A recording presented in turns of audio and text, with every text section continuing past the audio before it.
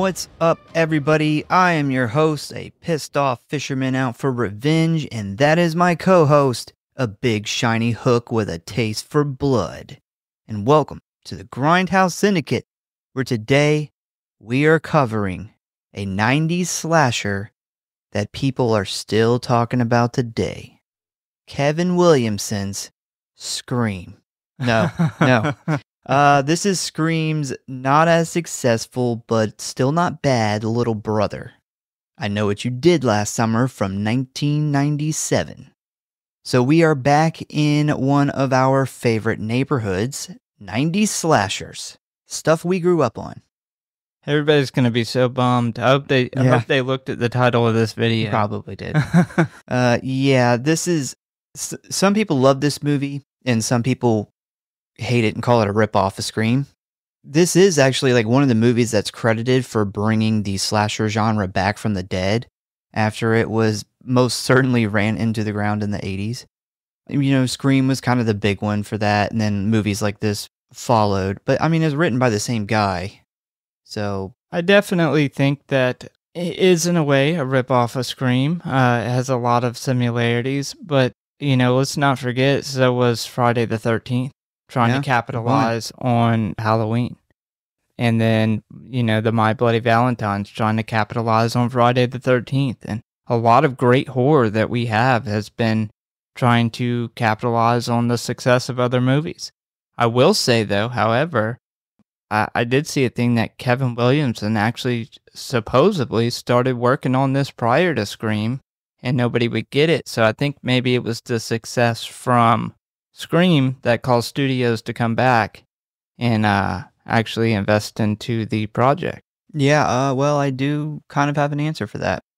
So is it a Scream ripoff, or is it a legitimate addition to the genre? Well, you'll have to wait till the end of the show to find out which side of the fence we are on. And I'm actually interested in hearing your take on this because despite the fact that we've both seen this movie many times, I don't think we've ever really discussed it. No, we have never discussed this. Which is why I picked it. It's interesting because I've seen parts of this movie many a times, but not in my adult life. Since I've been 18 years old, have I sat and watched this from beginning to end. Oh, wow. I've seen it so many times when I was a kid and it would play on TV and stuff. Oh, so I used to watch the fuck out of this movie. Yeah, so, you know, I've seen parts of it so many times and seen it when I was a kid that I really, in my adult life, haven't sat down and watched this in full. So it was a unique experience for me, knowing the movie, but also it had been so long kind of watching it in a new light because you're stupid as fuck when you're a kid, so. Well, since we're being honest, I'm going to admit something that is going to make me look bad, or at least make me look dumb. This is the first time that I actually paid attention to all of the details of the story. I actually, when I used to watch it before, somehow some of the story about the guy that they hit, I don't know what happened, man. I don't recall the switcheroo, I guess I call it before, you know, kind of spoiling it. Yeah, the misdirection that they put in there. It always kind of confused me, but I didn't care enough because I'm like, I just am watching this for two reasons, because Sarah Michelle Gellar was in it and it was a 90s slasher. That's all I really cared about. I didn't care about the story all that much. And when I watched it this time, for the first time this week, I was like, well, fuck. Yeah, I don't remember that. They misdirected you so good that you just missed the part where they explained that off. Misdirected my whole entire life. Yeah, so it had been so long. I remembered who the killer ends up being, but the whole misdirection thing, because it had been so long since I'd seen it when I was younger, that I didn't remember the details of any of that. So that was all kind of a little bit confusing to me, knowing who it was going to end up being. I don't think I've seen this movie in like 10 years. Somehow it just kind of fell. Maybe because I watched it so much when I was younger or something, but I don't think I've seen it in probably, at least 8 to 10 years. It's been a long time. But yeah, with that being said, let's jump into I Know What You Did Last Summer. Hello, boys and ghouls. If you want to stay up to date on what's going on with the show, talk about or submit your movie requests, or just say die, then I got good news for you. You can always find us at one of our social media accounts or our official website at Grindhouse.Horror.Pod.com, Facecrook at the Grindhouse Syndicate Horror Podcast, Instascam at grindhousesyndicate.horror.pod, and many gore, which you can always find links for in the show notes as always. And you know what I always say, the morgue, the merrier. So please subscribe or follow for alerts on new episodes. Now, back to the show, kiddies. Frights, camera, action.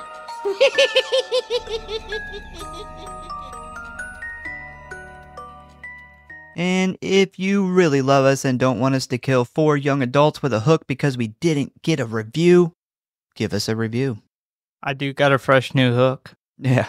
I Know What You Did Last Summer is a 1997 American slasher film directed by Jim Gillespie and written by Kevin Williamson, who, as many of you know, is famous for writing most of the Scream movies, plus many others.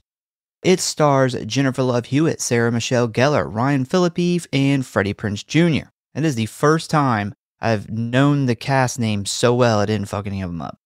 It is the first installment in I Know What You Did Last Summer franchise and is loosely based on the 1973 novel by Lois Duncan. The film centers on 4 teenage friends who are stalked by a hook-wielding killer 1 year after covering up a car accident in which they supposedly killed a man. It also draws inspiration from the urban legend known as The Hook, as well as the slasher films Prom Night from 1980 and The House on Sorority Row from 1982. It was produced by Mandalay Entertainment, was released October 17th of 1997.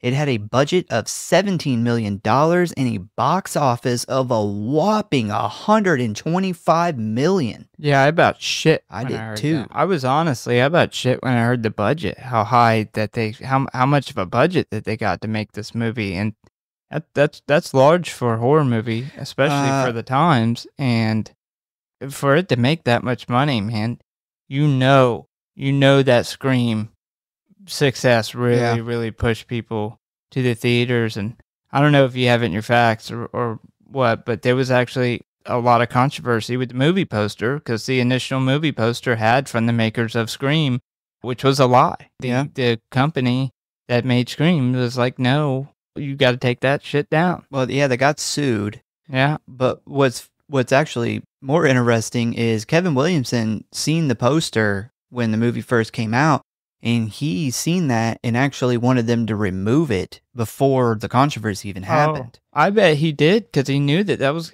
Wes Craven is a fucking massive name in horror. Yeah. And to put that on a poster, there's going to be a lot of people going in thinking this is a Wes Craven movie. Yeah. And yeah, that was a sly little fucking move that they tried to get away with. I bet you, if you could find one of those posters, though, before they changed it, probably worth a little bit of money. Yeah. Yeah, I would imagine so. So the film was parodied in Scary Movie from 2000 and is frequently referenced in popular culture, as well as being credited alongside Scream with revitalizing the slasher genre in the 90s. The film was followed by a sequel, I Still Know What You Did Last Summer in 1998, in which Hewitt, Prinze Jr., and Watson reprised their roles. A straight-to-video standalone sequel, I'll Always Know What You Did Last Summer in 2006. I had no fucking idea that thing existed. Which featured entirely a new cast, and this was followed by a television series adaptation released by Amazon Prime in 2021. Had no idea that existed. And finally, a direct legacy sequel to the first 2 films that is scheduled to be released by Sony Pictures on July 18th of 2025. I did know about that. Didn't know about these other two things, though. So apparently, I guess the show was very loosely related. I guess it didn't follow the same story. I've never watched the show, so I can't speak directly on that. That's just what I heard people talking about. But the third one actually did something interesting. They pretended that the first two movies were part of the urban legend. They didn't actually happen. That was the urban legend. That's kind of what Urban Legend 2 did. That is exactly what the Urban Legend 2 did. Which is funny because Urban Legend is an obvious, very close ripoff of this movie. Yeah. It came out the next year. Looks like Scream and this movie had a baby. Urban Legend came out. It's like all just started ripping off of each other. Yep. But yeah, that apparently the third one didn't do well. I think that, you have certain movies that came out in that time period that all kind of feel very similar. They're all those teenage slashers, teenage late 90s slashers. They all have the same feel. Most of them have the same feel. They have the same main, character. Overwritten characters is another big one, like the overwritten teen characters. But most of those weren't strong enough to sustain a franchise, unlike Scream, which was, and I think there's certain reasons for that. I think this is a good movie, but I don't think it was strong enough to carry on 5, 6, 7 movies, which is why I think the third one, there wasn't much interest for it. I actually have the third one. Didn't realize that it was in the case with the other two, but I have it. Never seen it. But it was so bad that you didn't even realize you owned it. I didn't realize it was in the case, but yeah, there's all three of them in there. So Williamson wrote the screenplay and submitted it to everybody, including Columbia Pictures, who was like, ew, no. But after the success of Williamson's Scream in 1996, it was rushed into production. Williamson changed a lot of stuff from the novel, like the setting, the characters, and most importantly, the addition of a mystery killer. Principal photography began on March 31st of 1997 and took place over a period of 10 weeks in the late spring, early summer of 1997. Approximately 7 weeks of the 10-week shoot took place at night, which Gillespie said was difficult for the cast and crew and also created commotion in primarily small-town locations in which they shot. For the beginning of the film, Sonoma County, California stood in for North Carolina, where the film is set. I don't know about you, but when I watched it, I was like, that's not fucking North Carolina, because North Carolina is very close to us. We've been to the mountains of North Carolina, and they do not look like that at all. Yeah, I could see, maybe some fishing towns, up at the top, where there is mountains and stuff, towards the top of North Carolina. But yeah, it doesn't look anything like it does around here. The remaining scenes were filmed primarily around the town of Southport, North Carolina.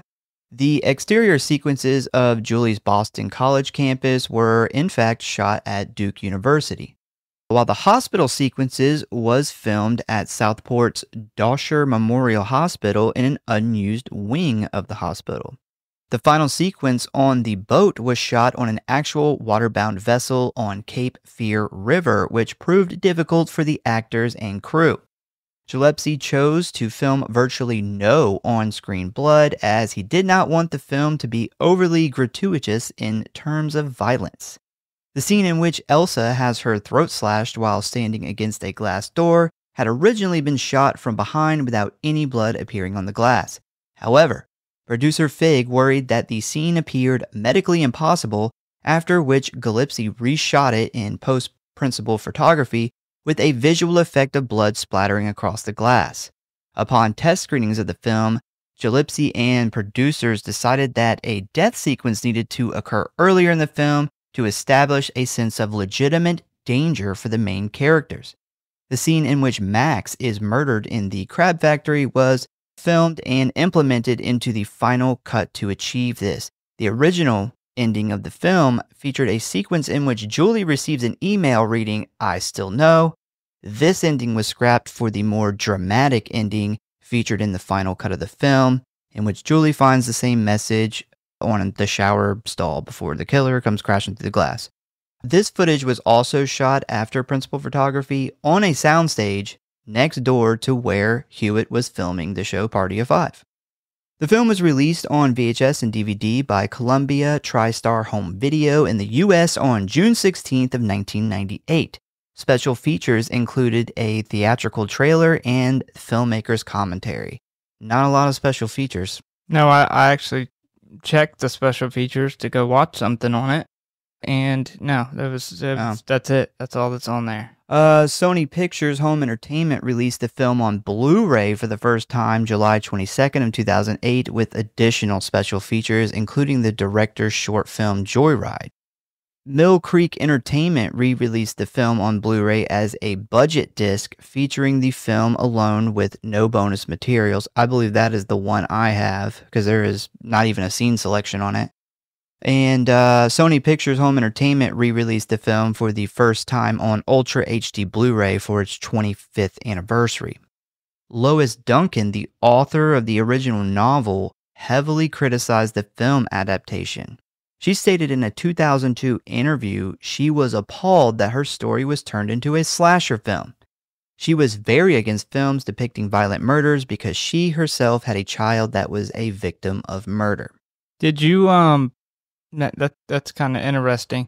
Did you look into any of the kind of the differences with the novel? Yeah, so the novel is extremely different. Yeah, it's a kid. Yeah, it's a kid that gets hit. Kid that gets hit. The killer is his brother, who I guess nobody knows their brothers. Well, there's a guy that stalks them, but nobody dies. He's not a killer. He's just fucking with them. Oh, he kills some people because he uses a pistol. Yeah. Huh. So that was one of the big changes. Was in the movie or in the book. It's obviously he uses a gun, and for the movie, you got to have a signature weapon for your killer. That's when they came across the hook. So the hook had no part in the novel. So apparently, yeah, they hid those changes from her when the movie was being made because apparently she didn't want anything changed, and she was very upset. Yeah, she is not a fan at all of this movie. Yeah. So fun fact, in 2014, Sony Pictures and Mike Flanagan were set to do a remake of the film, excluding elements from the novel and the 1997 film. Unfortunately, though, the project was canceled, and I couldn't find a reason, why it was never done. So I don't know. This seems like a simple story, but man, I'd be really, really interested to see what Mike Flanagan came up with this. That dude's a fucking genius. Well, he didn't even want to do like a sequel. He didn't want to do a remake. He wanted to do a complete its own thing. Yeah. So he was obviously planning to do something unique and cool. Yeah, he almost has to. He can't be bound by like the rules of past movies because he always does, his writing, he always does crazy shit. Yeah. It's always way, way more complicated than what this movie was. Complicated in a good way. Interesting that you mentioned so the max kill was not in the initial cut of it. No, it wasn't even in the script, and they realized in test screenings that half the movie no one dies, so that's not good for slasher. The reason I said that was interesting is because when he actually dies, I was like, wow, we're pretty far into this movie. Like we're finally getting a kill. So, I mean, to me, it felt like a really long time up until his kill. Yeah, well, it was a lot longer before because if you cut out Max, that's what I'm saying. Is almost at the end. Yeah, that's I'm agreeing with that. I think that was a very good idea because to have a slasher where nobody dies until the final act would be a very not much slasher. No, not a lot of slashing happening. No, not a lot. And with the kill for Elsa's kill, it's funny you mentioned that they went back and added the blood. I actually thought about that when she gets her throat cut. I'm like, how does a hook do that? Like I could see a hook like going in and ripping your throat out if you had immense force behind it. But it looks like her throat is literally cut. So glad they went back and added that blood. Some of the few blood shots we get in this movie. Yep. All right, so ratings. Rotten Tomatoes gave this a not surprising 46%. IMDb gave it a 5.8 out of 10. Letterboxd has got it at a 2.9 out of 5. And this is surprising, the Google average audience rating is a 4 out of 5. So it's got a fan base. Yeah.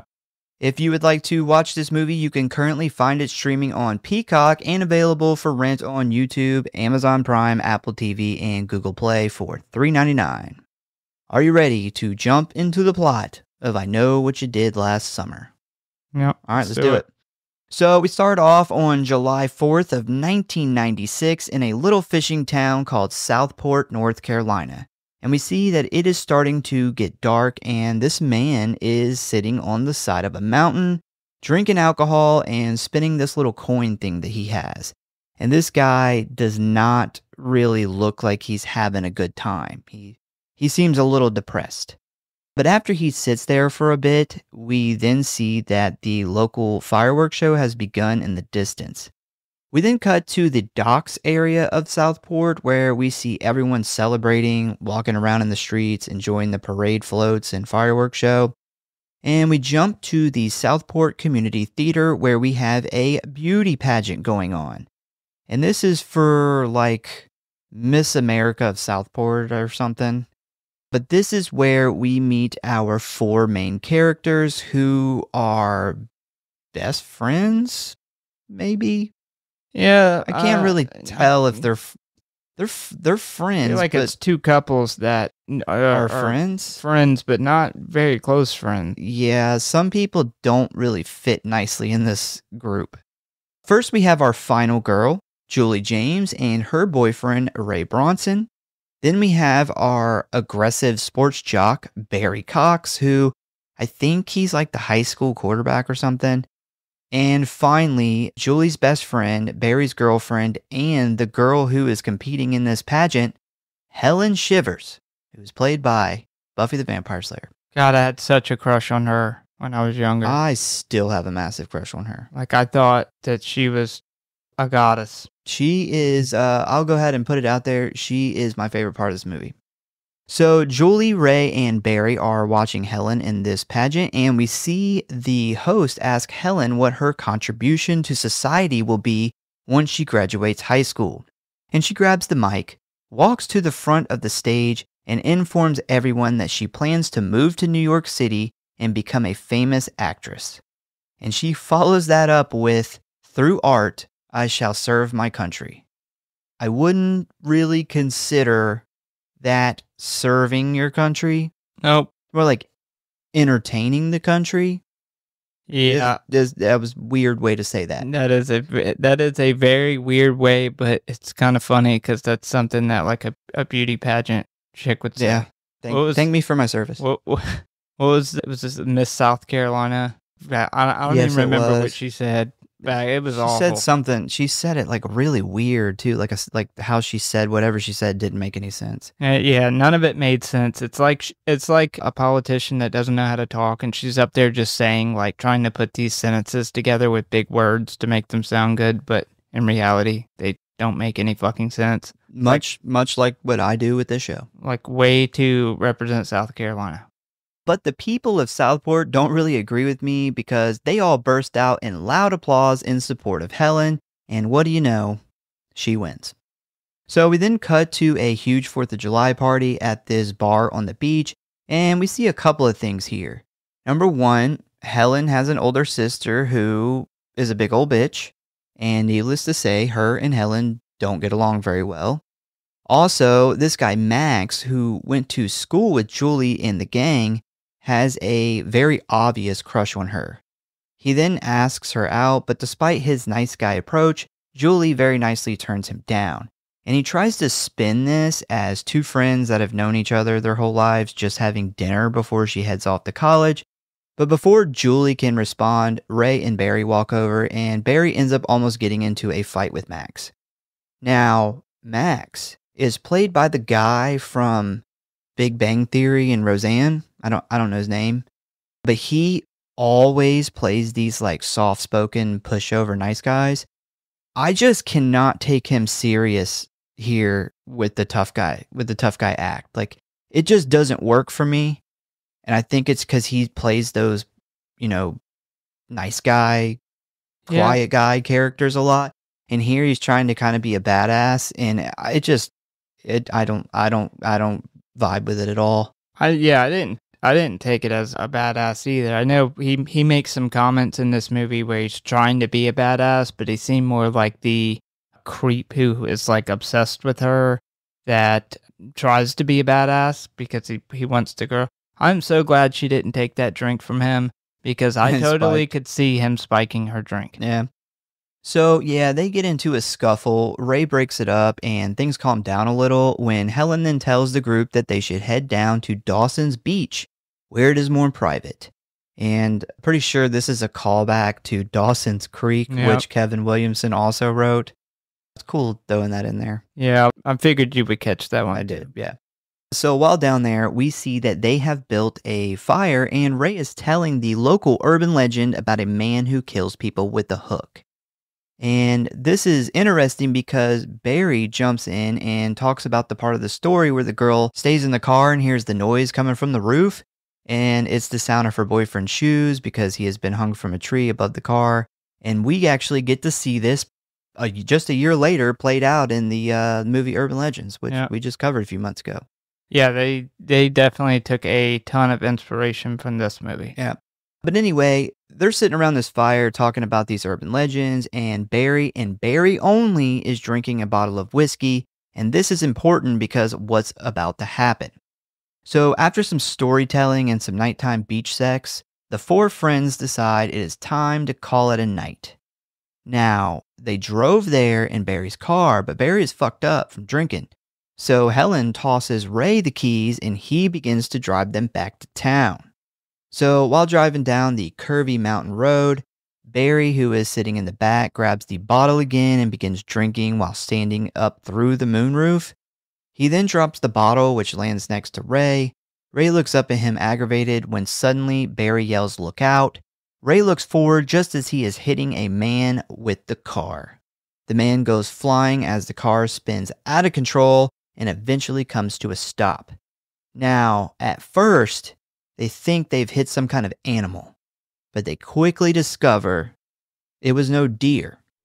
They find a man's body on the side of the road, and everybody's freaking out. So they're kind of debating on who's going to check his pulse. Ray goes over and looks at the man, and we see that this guy's face is like covered in blood, and he's unresponsive. Ray announces that he thinks the man is dead. So the girls are immediately like, we got to call the cops. But Barry freaks out and says fuck no because, he was drinking, and he believes that they will be charged for DUI and murder. Julie says that that's not true because Ray, who is sober, was the one driving and it was an accident, but Barry disagrees because it was his car and the cops wouldn't believe that Ray was the one driving. This turns into a huge argument, and Ray ends up agreeing with Barry and believes that they will all be charged with manslaughter and go to prison. He even says that they will all fry for this. Yeah, Barry's a fucking bastard for one. Yeah. And he is the overwritten character in this. And like I said earlier, like these 90s slashers always have overwritten characters. It's not all the characters, but there's always one or two that are just like overwritten to be, in his case, the asshole jock guy. Yeah. But yeah, for one, I'd be fucking super pissed this guy spilled a whole bottle of liquor on me. But yeah, I would call the police. I'd be like, you know what? They either believe us and, Ray's not going to get in trouble. He's not drinking. Or they don't, and Barry goes to prison. Fuck him. Well, guy's an asshole. When I was a kid and I seen this, I was like, oh, this makes total sense. I get it. They're all going to go to jail. But now that I'm an adult, I'm like, that's stupid. This whole mindset of like, we accidentally hit this guy and we're all going to go to the electric chair for it. I'm like, what? Well, what? This happens, and this is, something a little close to home because I've actually been hit by a car and left by people who were more than likely fucked up leaving the bar. Yeah. So people definitely do make these awful decisions. Yeah, but they didn't put your body in a trunk and fucking dump you in the ocean. No, they didn't do that, thank God. So this escalates very quickly. They go from accidentally hitting a guy who was in the road to, hey, let's dump his body in the ocean. So despite Julie's protests, the group agrees to drag the body down to the water and throw him in with hopes that the current carries him out to sea. But as soon as they decide on a plan, they see a car coming down the road. Barry and Ray quickly hide the body as the car comes to a stop, and what do you know? It's Max, the guy who has the crush on Julie. So Julie goes over to talk to him, and he's like, hey, are you having car trouble? And she's like, no, Barry drank too much, and he's over there puking. Ray walks over and greets Max, but Max is a total asshole to him, which, once again, I just don't buy the tough guy, hard-ass act from this guy. But so Max pulls off, and the gang loads up the body into the trunk of the car and drives to a secluded dock.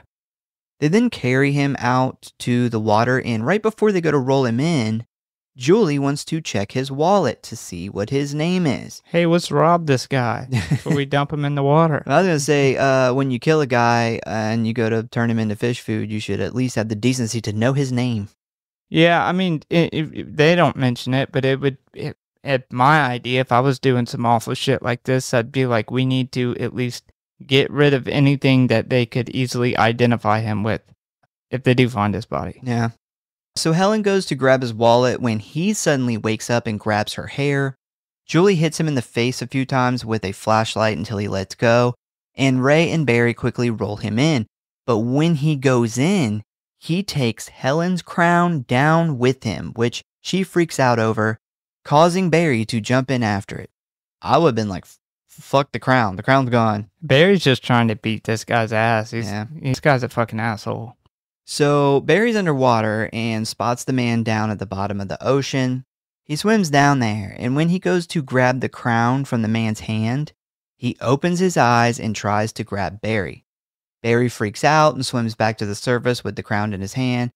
So they went from an accident they probably wouldn't have gotten much trouble over to full-on murdering a man and disposing of his body.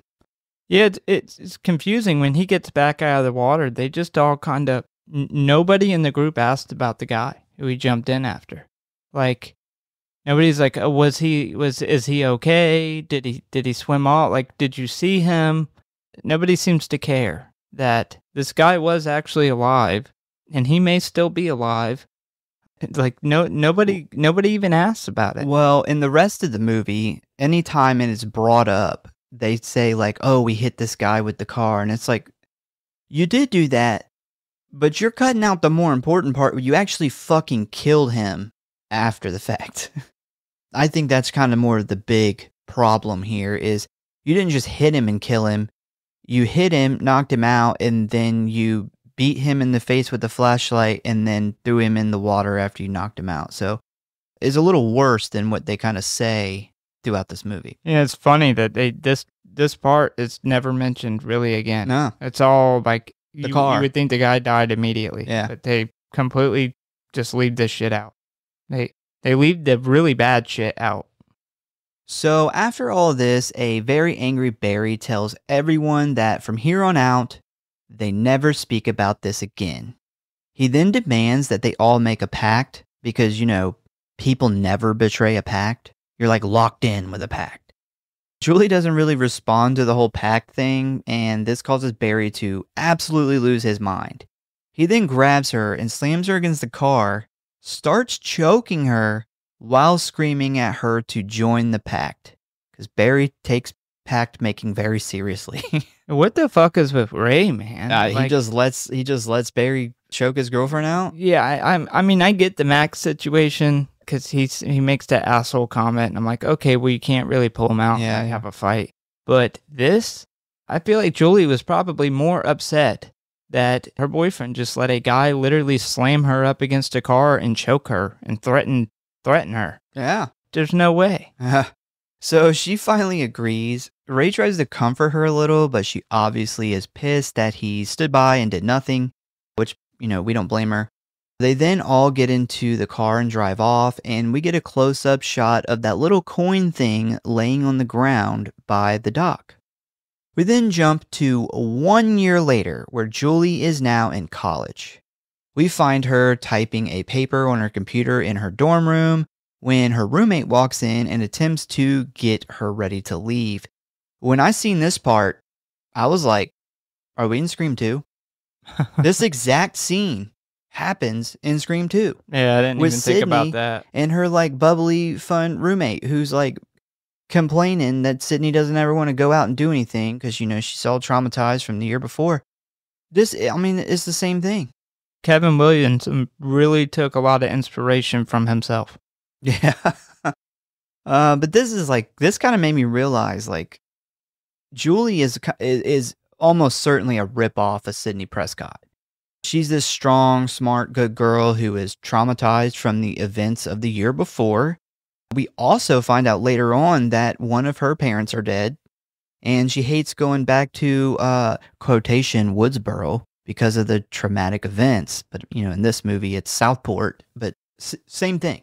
Yeah, she's definitely the Sidney Prescott of this movie, but I will say that Sidney Prescott was a much better final girl character. She's kind of a badass. I don't think Julie really is. Yeah, I don't see Julie as, and I don't know if it's with the character building or what they did, but she doesn't feel like a final girl to me. She just kind of feels like another character in the movie.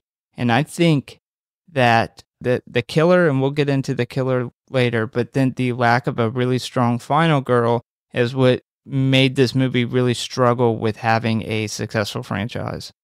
I honestly think that Helen is a much better final girl for the movie, even though she's not really. But it's because it's Sarah Michelle Gellar. Well, no, I think her character, especially when we seen her later on, her confrontation with the killer, I think she is more badass than, say, Julie's confrontation with the killer. So Julie arrives back in Southport at her mom's house, and she is definitely depressed. Her mom even talks to her about school because apparently she is failing, and the dean of the college says she doesn't have much more time to get her shit together before they kick her out. And this is odd because we find out earlier in the movie that Julie is very smart and normally an overachiever. So after they talk about that, her mom's like, here, you got a letter. So Julie opens it up and she finds a small piece of paper folded up that says, in black marker, I know what you did last summer. And this immediately freaks Julie out, sending her rushing upstairs. So the next day, we see the town gearing up for the 4th of July celebration again. And Julie drives to Helen's father's store to speak to Helen's older sister who works there. She walks in and asks for Helen's New York phone number because remember, she's moving to New York to become this actress so she could serve her country, apparently. And Elsa, who is even a bitch to Helen's friends, tells her that Helen is working in the fragrance department about 10 feet away from where they are standing. So Julie and Helen link up again, and Julie asks her what happened in New York, and Helen says that she went for a while, but things didn't work out. I personally think that's because you went to the wrong fucking state. I think most people go to California to become an actor, not necessarily New York. So there's a lot of people that make it out of New York. I mean, if California is not an option, if you want to stay on the East Coast, I think, is it Lauren Rivera? I just seen her in an interview the other day when she got the Terrifier part. She was working out of New York. That's surprising because New York's really expensive to film in. That's why they're not filming there hardly anymore. Yeah, I don't think they film a lot in New York. I think it's just there's a lot of production companies and stuff. Nowhere near as much as California. But yeah, I really feel bad for Helen and this scene. It's clear that the last year has not been good to her. Then Julie's parents, or her mom, clearly makes like the most bitch comment ever to her right after she gets there. She's like, damn, like what happened to my daughter? Yeah. Both of these two, it's very clear that they have had a very rough year. When we last seen Helen, man, she had just won this, beauty pageant thing, and she was graduating. She was about to go to New York. Like, she was for the most part, on top of the world. And now we see her, she is stuck working in her father's store for her super bitch sister, which I'm sure is awful to work for. Yeah, it's not been good. Yeah, that's why I felt so bad for her. Because at least with Julie, she's still in school. It's not everybody knows, she's about to get kicked out of school. But for Helen to have your friend that you were just with a year ago and you had all these like aspirations and just became like the prom queen or city queen, whatever the fuck they called that pageant, and then to be working this store, man, that sucks. That's got to be embarrassing. Yeah. So after that, Julie gets straight down to business and shows Helen the note she received. After a brief discussion about it, they decide to head to Barry's house to show him the note. And needless to say, he's not too happy to see them, and to no surprise to anyone, he is a dick about it. Bro, this guy needs medication. Like, he needs, like, serious, like, counseling or medicine. He's got some serious fucking anger issues. Well, one thing that we do find out here that I think is a little interesting is, you're seeing everybody's interactions here, and it seems like after the night at the docks, this group of friends who went to high school together, they all just cut off contact with each other and they go their separate ways. They do. And, I think a big part of that is we see all four of them. Things did not turn out good for them. Like, they've all had horrible luck, been down and depressed. Every one of their aspirations they have failed at. And I think that might be a part of the lack of conversation is you don't want to tell your friend that you think is off in college doing all these great things that you failed, and as well as the whole them just trying to forget about the event. Well, another interesting thing is actually Barry is the only one that doesn't have a bad year. He's playing football for the same college that Julie's at, which, because, Helen asked her, like, have you seen Barry the whole time at college? And she's like, no, it's a big school. So he's off doing his thing, and I think it just comes down to he doesn't feel bad about killing this guy. Yeah, he doesn't care. I was about to suggest the same thing. I think it's you can tell he's the more narcissist one, where everybody else got depressed and failed due to their depression, and this guy just don't give a fuck. So Barry doesn't take this note very seriously at all, even proclaiming that it probably doesn't have anything to do with what happened the last 4th of July. Julie then tells him that the man they killed was named David Egan, and his body was found 3 weeks later. The good news, though, the police deemed it an accidental drowning. So Barry then asked what Ray thinks about the letter, and she informs him that he doesn't know yet because she hasn't seen or talked to him since last summer. So obviously they broke up right after they killed the guy. So Barry brings up a good point here. If someone's seen what they did, then why send a note a year later unless they were just fucking with them? He then tells Julie that he thinks it's Max because if you remember, Max is the one that drove up and talked to Julie while Ray and Barry were like hiding the body. Which is a good point though. It is a good point, but the fact that, Max wants to fuck y'all, so he's obviously going to try to scare the shit out of you, doesn't really make a whole lot of sense. I wouldn't be confident in this enough to go at Max the way they do. Or well, Barry, not they. the way Barry does. I thought that was like, why in the fuck would you play your hand like that? Why wouldn't you go there and just try to talk to him and feel it out and see what he knows? Because it's Barry. Everything's to the extreme. Yeah, I think this was fucking stupid. So the three of them then head to the fishing docks where Max is working, but before they head inside, Barry tells the two girls to stay outside while he goes in and handles this. So Barry confronts Max about the letter, and he has no idea what he is talking about. Barry then tries to intimidate him by slamming him up against the wall and threatening him with a fisherman's hook. Barry then tells him that if he doesn't stop, he will kill him, and Max then pushes him away. Barry then sticks the hook on a large block of ice and walks back outside to rejoin the girls. While walking back to the car, Barry and the two girls run into Ray, who now works on a fishing boat down at the docks. Barry and Helen quickly split, leaving Julie alone with Ray, where she tells him that they need to talk. So Julie then tells Ray about the letter and how Barry thinks it's Max, but Ray doesn't really have much of an opinion on the matter. He basically agrees that someone is fucking with her and concludes that it's probably Max.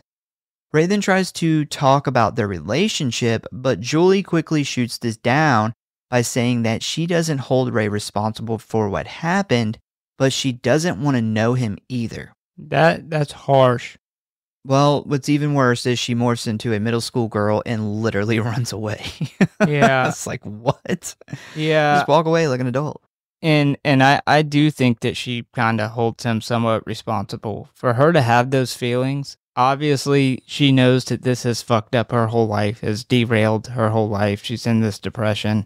I think over the course of the year, she probably does hold some resentment for him being the one driving the car. Because why else would you say that? Like, I get they broke up. Did they ever say why exactly they break up? No. Yeah. The breakup's not mentioned at all. And I assumed it was just because they went their separate ways and the whole event that happened, which is what caused everybody to, kind of quit talking to each other. For her to have those, that's feelings like if somebody was to cheat on you or something, for you to act that way. So I think she does somewhat hold him responsible. And I did think it was a little interesting that Max is the only one that doesn't really seem to take this that big of a deal. Kind of suspicious. You mean Ray? Yeah, Ray. Oh. Sorry. That Ray doesn't see this as that big of a deal. It's kind of suspicious. I would be like, this is a fucking huge deal. Yeah. Julie, did you fuck somebody that you weren't telling anybody about? Like, maybe. Did you fuck Max? Did you fuck Max? Because this could all be just him fucking with you. We then cut to Max, who is working in the back of a seafood restaurant attempting to boil crabs. And he is obviously still pissed off about earlier. And he walks into another room to grab some gloves, and we get a close-up of the big block of ice, and we notice that the hook is now missing. Max starts to hear some strange noises in the room, but doesn't see anybody when he looks up. Now, he has like 5 big-ass pots of boiling water going for the crabs, and this has caused the room to fill with steam, making it very hard to see anything. He then goes back to work when we suddenly see a dark silhouette appear in the steam. The mystery man, who is dressed like a rubber fisherman's outfit, and I guess it's called a slicker. He walks over to Max, and when Max looks up at him, he underhand swings the hook, stabbing Max right under the chin. He then pulls Max across the metal table and onto the floor, and we see this large streak of blood kind of follow him, and that is it for Max. He's done. Yeah, fuck Max. I do think this was a really, really cool way to start the kills off, which is another reason why I'm surprised it wasn't they had to go back and shoot this. It wasn't in the original movie, because I think, in my opinion, this is one of the cooler kills of the entire movie. I agree. Getting if you're going to have a hook, you gotta use it in really cool, interesting ways, and a hook under the fucking jaw and then being ripped across the table. That's a good way to use a hook. I don't really understand exactly why he kills Max, though. Because Max didn't have anything to do with any of this. He didn't have anything to do with any of it, but he was there that night. And I wonder if maybe he's mad at him for not figuring it out. Maybe he thinks Max may have, because he was laying on the ground at this time. Maybe he thinks Max did know and just kept his mouth shut. Or, he kind of blames Max for not asking more questions or whatever it is. Max was there. And he was the only person outside the party that was there. So he gets the boot. I personally, I'm going to go with the killer is trying to keep them on the trail of thinking Max is doing this.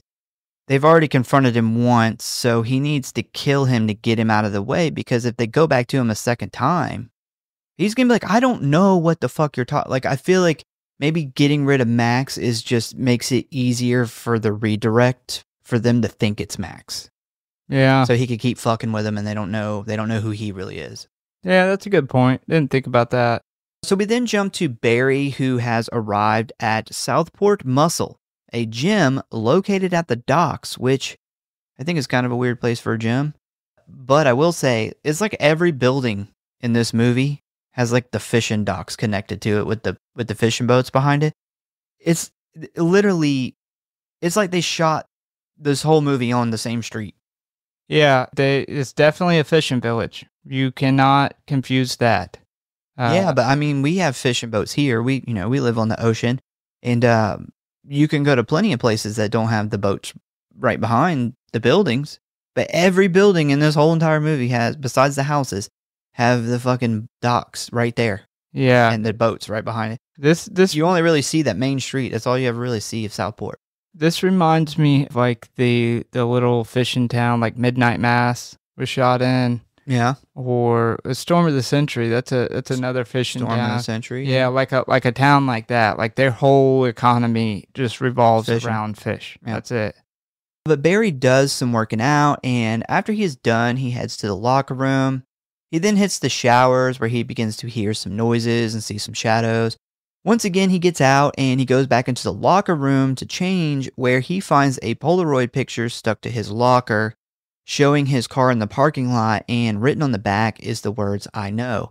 And I will never be able to watch this movie and this part of this movie and not think about in a Scary Movie where he looks at the Polaroid and it says little dick. And then on the back it says, "I know." Yeah. So for me, that actually came up a couple of times in this movie. Like that, the whole beginning scene when Barry's freaking out on them. We like, hit a with boot. the whole pact. Oh my God, we hit a boot. Forgot about that. Scary Movie was literally playing in my head the entire beginning of this movie. We guys got to cover that. Yeah, I will always remember though the tiny picture of the tiny penis. And then he's like telling the guys about it the next day, and they're like, I don't remember what they say, but he's like, oh, she's like, "Oh, we got one too," and he's like, "Bobby's got a baby dick too," and she's like, "No, a note from the killer." but Barry, that's funny. So Barry searches the gym, but finds it empty, and as he is putting on his clothes, he notices that someone stole his jacket. He then heads to the front office to ask the manager who else is here, and the man tells him that it is just them two. But as this is happening, Barry hears his car start up, causing him to run outside. His car then peels out of the parking lot in reverse, with Barry chasing on foot. Once they get a little ways down the road, the car suddenly stops and sits there for a moment. Barry then turns to run as the car begins to chase him. His attempt at getting away is not successful because the car ends up hitting him and crashing through a wall. As a very injured Barry lays on the ground, defenseless, we see the fisherman exit the car, walk over to him, and pull out the large silver hook from his coat. As Barry begins to apologize for last year, the screen fades to black. This is the first good look that we get. Yeah. Like the first clear up close look we get of the killer. And thought his design was very interesting. They gave him like a samurai design, like the whole head hat. Well, apparently this is a real outfit. Well, it looks very, very samurai. God, what's the guy from Ninja Turtles? Which one is it? The one that has the samurai shit. You talking about the Ninja Turtle that has the Shredder? Is it Shredder? Yeah. He's got a very like the helmet has that, which he was obviously designed off of the old samurai armor suits. It's like a fisherman samurai. So you're talking about like how the hat comes down. Yeah. Okay, I get that. Yeah, I didn't know it was an actual thing. Yeah, it's an actual outfit. Definitely looked like it had some samurai inspiration in it. We'll talk very briefly about the outfit at the end. So the next day, we arrive at the hospital with Julie, which, by the way, what was with her reaction when she like steps off the elevator? Like she has this look on her face like she just walked into her parents' fucking. Like, it's weird. Because there's nobody there. There's a cop and a nurse sitting there talking, but other than that, there's nothing like super shocking. She's super upset that this killer let Barry live. Like, why? Aren't we all? I was so bummed. I was like, thank God we got rid of this asshole really, really early in the movie. Well, about midway point. I will say him getting hit by the car, that was a really good scene. That was one of the few like really cool setups. I assume that was a whole setup because they took that whole building out, but I thought that was done really well. But when she gets there, she is quickly greeted by Helen and Ray, and this is where we find out that Barry lived. the killer decided it wasn't his time. But he's very badly injured from getting hit by the car. Barry tells them that he couldn't see the attacker's face and he was dressed like top to bottom in this fisherman's slicker. This kind of reignites the debate between Barry and Julie about going to the police, where Barry claims that it's not that serious. If the guy wanted to kill him, he could have, and he believes that this guy's just fucking with them.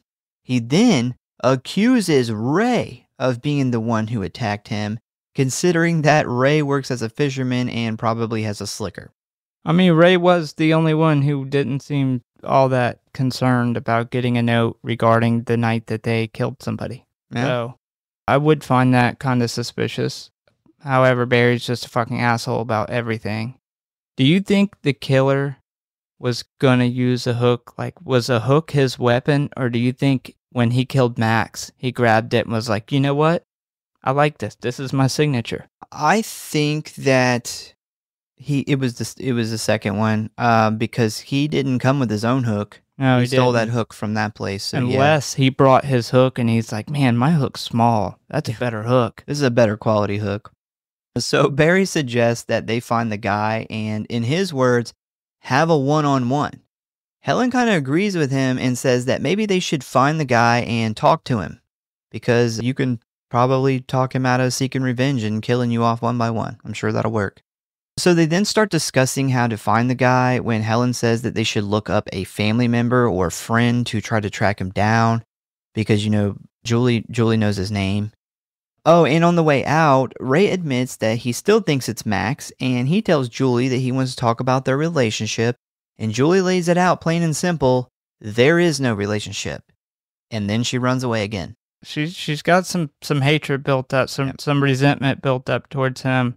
They also briefly talk about going to the police, and I'm like, well, you can't go to the police now. That would be a fucking grave mistake. Like, hey, by the way, we murdered this guy a couple years ago on accident, and then he woke up and we murdered him again on purpose and drowned him. And now we're worried because somebody's trying to kill us. So we then jump to Julie's house where her and Helen are looking up David Egan's death on the interwebs. That laptop's a fucking brick. Yeah, and the internet was definitely not that fast in 1997. They could have weighed the body down with the laptop. Problem would have this would never happened. That's what the mob used to do. Yeah, used to use old laptops. So while looking this guy up, they discover some other articles separate from his death. We see a headline that says, "Girl dead in car accident. July 5th, 2 years ago." So this happens a year before they hit the guy with the car. So if you've been listening for a long time, you know that I always read the news articles for you guys for all the information. And this is what I found out. So this girl's name is Susie Willis. She died 2 years ago after her boyfriend, David Egan, lost control of the car. It skidded off the road and into the water at Dawson's Beach, which, if you remember, was the beach they were partying at the night that they hit the guy. So yeah, the car flips and it lands in the water, causing Susie to drown and die, but David Egan, the boyfriend, survived without any injuries. The cops had not determined if drugs or alcohol were involved in the accident, but didn't have any plans to charge the driver of any crimes. And then the rest of the article just repeats the same story. We've come across that in a couple movies where they make the article look so big, but only like a little tiny part of it. Copy and paste. Copy and paste. Julie then reads that Susie and David were planning on getting married, which makes sense to Julie because right before they pushed him into the water, she noticed the name Susie tattooed on his arm. She then pulls up David's obituary and discovers that he has a sister that lives out in the outskirts of town. Her and Helen then decide to take a trip and see what his sister knows. You know, considering that this guy got in this wreck and was completely unharmed, and this girl died, and they didn't have any plans of like investigating really whether he did it or charging him with anything. They definitely probably would have gotten away with just calling the police when they hit this guy. I thought the same thing when I heard that. I was like, well, they didn't care about that. Yeah. So, and you know, he actually is responsible for his girlfriend's death. And Ray could prove at the time that he hadn't drank anything. Yeah. So I think they would have been fine. So once they arrive, they park their car on the side of the road and they walk down this long dirt driveway where they eventually arrive at this old house. They try knocking on the door but get no answer. They then go to the side and peek through the window when they are suddenly caught by the lady who lives there. And this lady's like, "What the fuck are you doing?" Julie spins this story about how their car broke down and it's on the road and they need to use the phone. So this lady, who is way too trusting, lets them inside and shows them the phone. Yeah, you find somebody outside of your house peeking in your windows, and then you let them in your house. Yeah. And then proceed. They ask you right after that, do you live alone? Yeah. And you proceed to tell them yes. Like, awful. This lady's lucky she didn't die in this movie. For some odd reason, Julie and Helen use fake names, which, I mean, okay. But the problem is they just do a really bad job at it. Like, I don't know how this lady didn't catch on to the fake names. But Helen goes to fake call AAA while Julie stays and talks to the lady. And we find out that this lady was David Egan's sister and her name is Missy. Oh, another thing, Helen runs into a coat on the wall and it is a black fisherman's slicker. This could be the killer. So Julie starts asking Missy questions about high school and her last name, pretending that they may have attended school together. Turns out Missy is older, but maybe she went to school with her younger brother David, and this puts Julie right where she wants to be. Missy then says that he graduated in 92, but unfortunately he died last year. Missy then starts explaining that they were this like really close, happy family before David died. But after his death last year, things have fallen apart. Missy and David's mom didn't take what happened very well and had like a mental breakdown, causing Missy to have to put her in a nursing home. Julie, who's really feeling the guilt right now, starts looking at family pictures of the Egans in happier times. Helen then pipes up saying she thinks she remembers David and asks about his really good friend, who she can't recall his name at the moment, which is a good idea. This is a good idea, and at first I'm like, there's no way this guy didn't have a single fucking friend. The sister's like, no, I don't know. Like, did he really not have a single friend in high school? So Missy says that she didn't really know David's friends very well, but there was this one guy who came to the house a few months ago to pay his respects. She then says that he was really cute and smart and even says like they flirted some while hanging out. Helen then asks what his name was and she says Billy Blue. Now, with this massive weight of guilt crushing Julie's soul, she starts to freak out and tells Missy they have to leave. Missy tries to get them to stay and have some tea while they wait for AAA, but Julie storms out of the house. So again, she runs away. Back in the car, Julie and Helen talk about how bad they feel for what they did last year, when suddenly Missy knocks on the glass, scaring the shit out of them. She hands them a pack of cigarettes that Helen forgot, and she then notices that the car magically started, so she's now on to them. But it doesn't really matter because Julie takes off down the road, and on the way back home, Helen brings up a really good point. She says that maybe David wanted to die and he jumped out in front of the car, hoping it would kill him. Because this was the same road his girlfriend dies on the year before, so maybe David just couldn't live with the guilt anymore, which I think makes a lot of sense. Yeah, it does make sense, but I would also at the same time be like, well, does it make sense, or am I just telling myself that to make myself to not feel as guilty about it? Well, Julie blows this off because she is depression. Julie is Eeyore from Winnie the Pooh. She is. Hi, guys. That does a lot of running away. Yeah. I thought, like, when she pulls off on this guy's sister, I don't think she's still in the car. I don't think she was suspicious yet, because she was still in the car, like, trying to have a conversation. Yeah. I'm like, yeah, so you pull off. Like, you killed this girl's brother. Then you're going to pull off with her in the car after she was super nice to you and trying to talk to you. The car's magically running. She was clearly crying before she showed up there. Yeah. Like, wow, could you make yourself look any more suspicious? And you could have ran over the lady's foot, and have you not got tired of running over this fucking family with cars? So Helen goes inside her house as Julie drives off. What the fuck is up with her dad? Like, she tries to talk to him, and he just, like, flat out ignores her. Like, he wouldn't even look at her.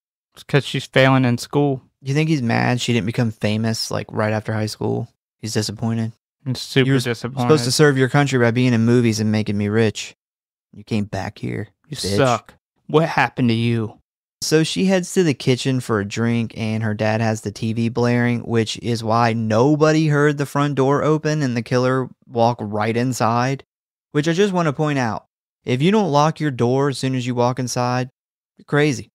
I immediately locked that shit. Yeah. You don't know what fucking...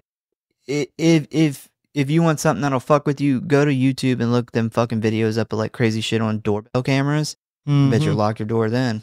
Yeah, it's a habit of mine. I even do it. Like, I ran out to the car yesterday and came back in and realized I locked the door on my way out. It's just a habit. But yeah, the killer walks in, he pulls out his hook from his coat, and then he heads upstairs. Right after this, Helen also heads upstairs to her room. So as she begins to get changed and into bed, we hear some ominous music start to play as someone walks up behind her and reaches for her shoulder. She gets startled and quickly turns around, only to find out it's her bitch sister, Elsa. And Elsa says, "Is the washed up, dried out has-been having a moment?" I'm like, dude, she's been out of high school for like maybe a year. Like, what are you talking about? Her adult life has barely started. Yeah. You know, if I was the samurai fisherman hiding in her closet, who was probably previous to this playing with more than his hook while she was getting undressed, I would... Maybe this is why he didn't kill her. Maybe he felt bad. Nah, maybe. He's like, you know what? Goddamn. Her family's rough. Dude, she called her has-been. She is currently the fucking, like, Southport beauty queen. What about on the way out? She tells her how pathetic her hair is. Like, I was so confused by that. I'm like, why is she so, like, obviously jealous, but to tell her, like, you and your pathetic ass hair? Like, holy shit. And this is coming from a bitch that is a full-fledged adult who is working at her dad's store and still fucking living at home. Yeah. Like, what is your fucking problem? Yeah, she's terrible. So Helen's like, what do you want? And she says that she needs her to come into work early tomorrow for inventory. But Helen tells her that she can't because the Southport Queen, or whatever it's called, has to be in the 4th of July parade and has to attend the pageant. And it is a long-standing Southport tradition. But Elsa doesn't give a fuck about that because she's salty she isn't getting any deed laid on her. I don't know what her fucking problem is. Like, she's now trying to fuck up the town's tradition to make her come in to do inventory. We have a certain listener of this show who I think that when I think about his sister, this is who I think of. And yeah, you can cut that out if you want. He'll know who I'm talking about. But this is like, she's been handed this business. She lives at home still, and she treats her sibling like shit. She's just mad because Helen's super hot, has all these dudes trying to get with her, and Elsa's pussy has teeth, I guess. Nobody wants to put it in there and get their dick bit off, so she's just fucking all the time mad. She's probably just a bitch, man. Nobody wants to be around that. Like, there's some guys that really will go for anything. There's some guys with zero standards, and this lady's such a bitch. Nobody wants to be around her. So once the whole coming into work early thing doesn't work, she then starts talking shit about Helen's hair and even calls her pathetic at one point, and Helen kicks her out of her room. Helen then goes to bed, and we fast forward to the morning where we see her wake up. But when she wakes up, she discovers that she has her crown on. And she's very confused by this, and as she takes it off, she sees long chunks of her hair come with it. Realizing someone has hacked her long blonde hair to pieces. She jumps up, freaking out. She then hops out of bed and runs over to the mirror where she sees the word soon written in red lipstick. So she calls Julie, who then jumps in her car and rushes over. But while driving, she starts to hear noises in the back seat. She doesn't really see anything back there, so she decides to pull over and investigate. She quickly realizes that the noises are coming from the trunk.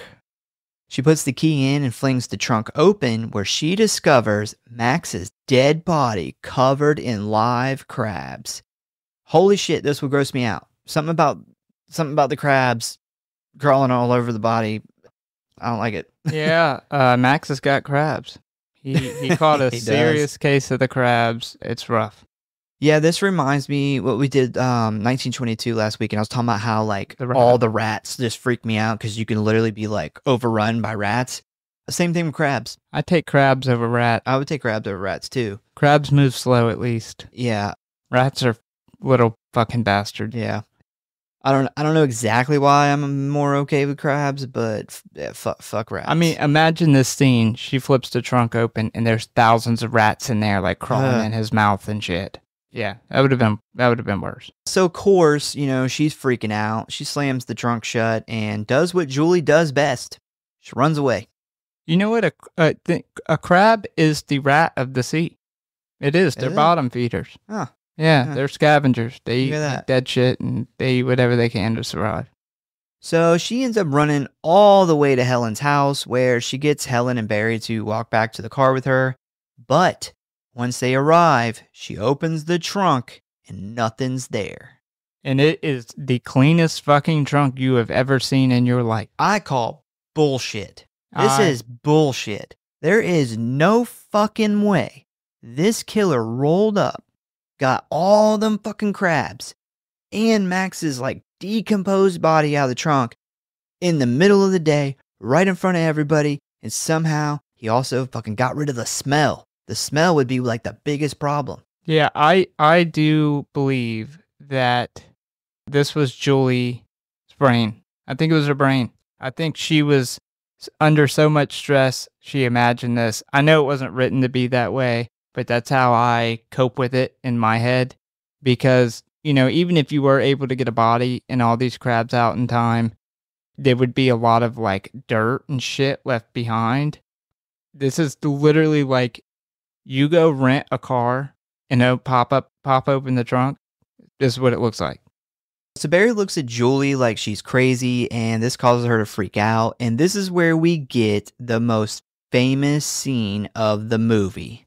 Everybody knows it. Julie then stands in the middle of the street with her arms wide open, scream. Just realized it sounds like that Creed song. Is it Creed? Yeah. Arms wide open. Yeah, that's Creed. Screaming, "What are you waiting for?" over and over again, basically calling the killer out. And this is another thing that reminds me of a scary movie.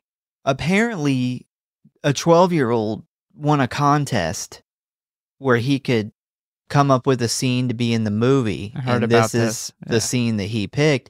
And Jennifer Love Hewitt says, because she's the one who tells the story, she says that at the time she thought it was kind of stupid, but it's now the most memorable scene of the movies and probably of 90s slashers in general. This is one of the scenes people think about.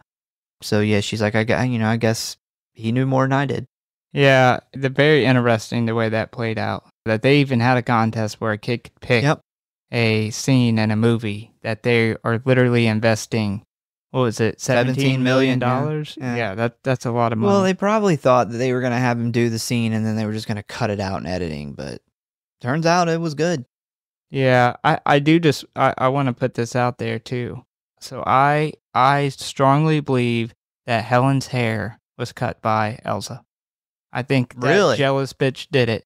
Yeah, the last thing she said to her was, "You and that pathetic fucking hair of yours." Yeah, but he's in the closet, so he hears that. I know, but I think at some point she probably seen her in there sleeping with her crown on and was like, this fucking bitch is literally sleeping in her crown. No, she didn't have the crown on when she went to bed. She has it on when she wakes up. Oh, yeah, I think he done got out of there by then. They cut her hair and put the crown on. That's why she is like, why the fuck is this on me? Yeah, I'm standing by. I think Elsa came in there after he rolled out and that jealous bitch cut the hair.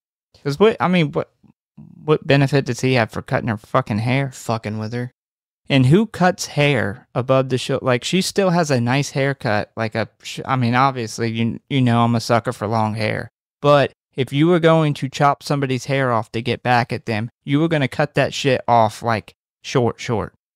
So, I personally think when Helen gets her hair cut and we see her with this different haircut, I think she's, like, way better looking with this hair than the first With the shorter hair? Yes. You're wrong. But then again, It's okay to be wrong. So this was her hairstyle in, like, I don't know if it was the first and second, but at least the second season of Buffy. So I recall that hair very well. Yeah, you're I'm biased. You're saying I'm biased. You're letting that convince your brain. Okay. You're wrong. I'm not gonna say you're wrong. Look, but we spit facts on this show, and you know, if you could look this up, if it was on the internet, it would tell you wrong. Well, they then walk back to Helen's house where they find Ray, who says he has been looking for them. Barry immediately punches Ray to the ground and begins assaulting him. Julie breaks it up and Ray's like, what the fuck? And a very angry Barry says that she needs to wake up and realize that Ray is behind all of this. Ray, thinking he has evidence to prove it is not him, then tells everyone he got a letter from the killer. And everybody's like, a letter? Barry's like, well, I got run over by a car. Helen had her house broken into and her hair cut off. And Julie has Max's body in the trunk. So, about your letter. Yeah, this is Barry is a fucking prick, but makes a right. very, very good point. And there's been quite a few things that have kind of pointed towards Ray either being the killer or a red herring. Yeah. But despite any of this, I'm so disappointed that Ray lets him get away with that sucker punch. I don't care what the circumstances were. We deal with that after we handle this sucker punch. Yeah. So Julie, who has had enough and calms everybody down, she's given the whole, stick together speech. She then tells them that they believe the killer's name is Billy Blue. And Ray gets a weird look on his face before asking how they know that. And they tell him about visiting Missy. So they check Helen's older sister's yearbook for this Billy Blue, who they don't find. But they do find lots of photos of David Egan playing football and doing high school stuff. They then realize that maybe Billy Blue is a made-up name, and they should take the yearbook to Missy so she can point him out. Ray immediately says, fuck that noise, he isn't going there, and nobody else volunteers, so an annoyed Julie grabs the book and says that she'll go by herself. She then says that while she's doing that, Barry is to go with Helen to the parade because she thinks the killer will be there watching them. We then cut to the parade where we see a really attractive looking Helen riding on the Queen's float. Let's not forget before they leave here, Barry says, okay, I'll pound his ass. And that is not something you say about another man. That didn't age well. Yes, that did not. Yeah, but I think Helen's looking real fine on this float here. But we also see Barry sitting in the front of the float, like doing lookout. Helen and Barry then spot the killer in the crowd walking away. Barry chases him down and tackles him, only to discover it is a senior citizen who is scared out of his mind.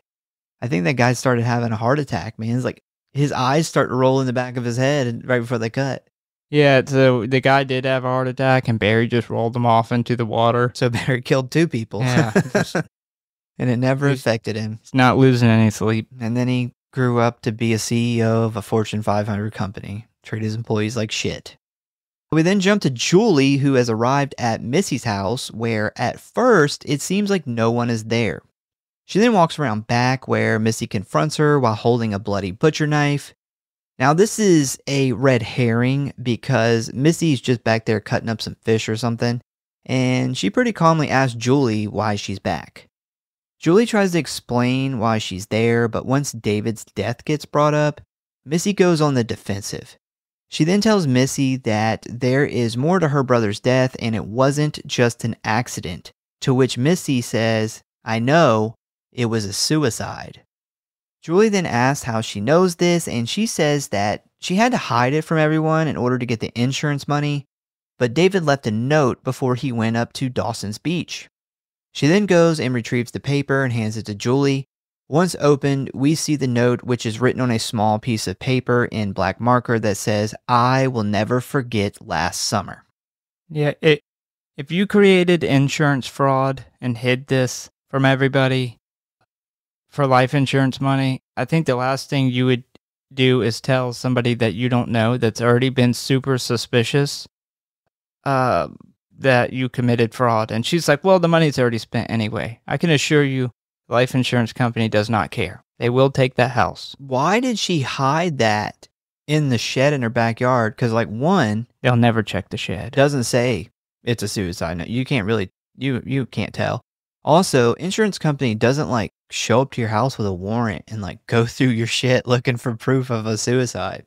No. Just keep it in your fucking house. But no, I could see. So when his body came up, the police may have went and searched the house, and had they found a suicide note in his belongings, then it would have been ruled a suicide. And if it's for life insurance, if it's inside of 2 years and then contestability, the insurance company will not pay out. Well, but I would think, I would, if you're gonna do that, just get rid of it completely. Just get it. There's get nothing away from about your the house. note that connects it to this at all. Like, you have to really know the whole story to. Shit, his sister doesn't even know what it actually is. So Julie, of course, recognizes this as the same notes that they have been receiving, and the gears in her brain starts turning. She then tells Missy that this isn't a suicide note, it is a death threat. She then tries to tell her about them hitting David with the car and stuff, but Missy's not having it, and pretty much tells Julie she's full of shit and to leave the property. Julie then says that she's seen the Susie tattoo on his arm, and Missy says that he never had any tattoos. Bum, bum, bum, bum. Yeah, so if it's not David they hit, then who is this? Bum, bum, bum, bum. So we then jump to the pageant where Helen, who is only hours away from handing over the title and crown of queen, is sitting on the stage watching the girls compete in this pageant. Barry is sitting alone up in the balcony, like watching out for the killer. Also, I just want to say, hopefully this lady isn't listening to this, but the woman who is dancing and singing that song for the talent portion is fucking bad. It is. I think it was purposely awful. It is awful. I feel like if she's listening to this, that she was hired for it to be awful. I think it had to be awful in the script. There's no way that this was like supposed to be somebody actually trying. This dancing, terrible. This dancing is from the 80s. Like, you know how people from the 80s dance? Yeah. This lady, she learned to dance in the fucking 80s. And it makes sense because she looks like she's fucking 40. Like, she's way too old to be in this competition. She looks way older than everybody else. Yeah, she's not winning this one. No. That's for sure. And I will say with this setup, as soon as I seen this setup with her looking up at Billy, I knew. Yeah, you know. Billy's done. So while this atrocious singing is going on, we catch a glimpse of the killer behind Barry. Now Helen, who obviously also thinks this is terrible, she chuckles, and then she looks up at Barry, and this is where she notices the killer walking up behind an ignorant Barry who is about to die. Helen immediately jumps up and interrupts this like 45-year-old bitch's song by screaming for Barry, but Barry pretty quickly gets taken out by the hook as we see Helen scream for someone to help him. She then tries to run up there but is held back by members of the crowd for some reason. Don't know why everyone held her back. I don't know. We then see a cop finally walk up to Helen and ask like what she's screaming about. She tells him and he decides to go look for himself, but when he gets up there, he sees nothing. Not even a drop of blood, which is just like the fucking trunk thing. This guy is like a pro at like moving bodies, fast cleanup. Yeah, you would have had to have had like plastic laid down for this kill or something. For one, this cop did the worst check that I've ever seen. Like, this cop's not doing much of his job. He's like, I got sent to this fucking show where I was going to get to look at these chicks. I didn't plan on being working tonight, so... But he walks up there and he, like, looks, like, 3 directions and there's nothing here. Nobody here. Yeah, it was awful. I love the fucking setup for this kill, though. It is that, like, classic horror, like, you know it's coming. If you're a fan of horror movies and you got a feel for them, as soon as you get the shot of him up there, from Helen's perspective of him up there, you know it's coming. Man, the one thing I took from this, I feel like a hook would be a really inefficient weapon. It would be, because you only have, like, it's not like a knife where you have, like, the whole edge of the blade and the tip, you know, to get somebody. You really only have the tip of this thing, and it is not even straight. Yeah. Like, it's a loop. I feel like it's hard to kill somebody with that, I feel. I feel like legitimately stabbing somebody, like stabbing this thing into somebody that is directly in front of you would be extremely hard. And then even if you did, like, the rest of the hook doesn't have very far to go in. You gotta, like, somebody's gotta be, like, running away from you and you hook it through their neck or something. This straight on, like, stabbing him in the stomach thing with the hook. Not very efficient. I think that you could probably beat someone to death with the hook long before you could stab them to death with the hook. I agree with that. I agree. You could definitely probably break a skull with that thing. I mean, you got to think, if it's stabbing into him, it doesn't have very much room before the handle starts hitting. You're, like, maybe at an angle stabbing, like, 3 inches into somebody's stomach. Yeah, it's a very scary looking weapon. It's not a very efficient weapon. It took him 2 hours of stabbing him with this hook before he had to drag him out. He had to drag him out back and finish killing him. So because of this, the cop doesn't believe her, and he thinks that she's playing a joke on everybody. She ends up backstage crying while the cop talks to the pageant people. He then walks over and says that her parents are worried about her and he's going to take her home. I do have a bit of a funny thing to say here. So all the times I watched this movie up until when I wrote this episode, I thought that the cop was talking to her parents backstage. This is why he comes over and says, your parents are worried about her, I'm going to take you home. And I always thought it was weird, like, why don't her parents take her home? Is her parents like, well, I'm not leaving, I'm watching the pageant, can you take her home? I always thought it was weird. This is the first time that I noticed, like, those aren't parents, those are the fucking pageant workers. Yeah, I just assumed that it's a small town and he knows her parents. Well, it doesn't seem like she has 2. Seems like she only has 1 parent. He knows her parent. It's weird. But yeah, he's going to take her home. So next we see Helen in the back of the cop car as the officer takes her home, and she's trying to explain the story of what she saw again. But the cop is obviously not taking it serious. He even makes a fucked up joke where he says, is it the same hook that cut off your hair? And I'm like, dude. When I heard that, I'm like, are they throwing another red herring at her that this cop might be in on it? Like, that's an awful thing to say. Like, how would he even know that her hair was cut off? Well, like, she's the queen, like, you know, I'm pretty sure, like, it's a small town, like you're saying. I think he knows her, who like, she you got a is. shitty haircut, but it's a weird thing to say when, in reality, that the haircut got cut off by a guy who kills people with a hook. Also, you can't cut hair with a hook, doofus. And you might be able to in this movie. This is a magic hook. So while driving down the road, the cop notices that this area is, like, blocked off to traffic, and he announces that they are going to have to take a shortcut through the alleyway. But while driving down the alleyway, the car comes to a stop when the cop sees a broken down truck blocking the way out. He then sees a man in a fisherman's slicker working on the engine and decides to get out and help him.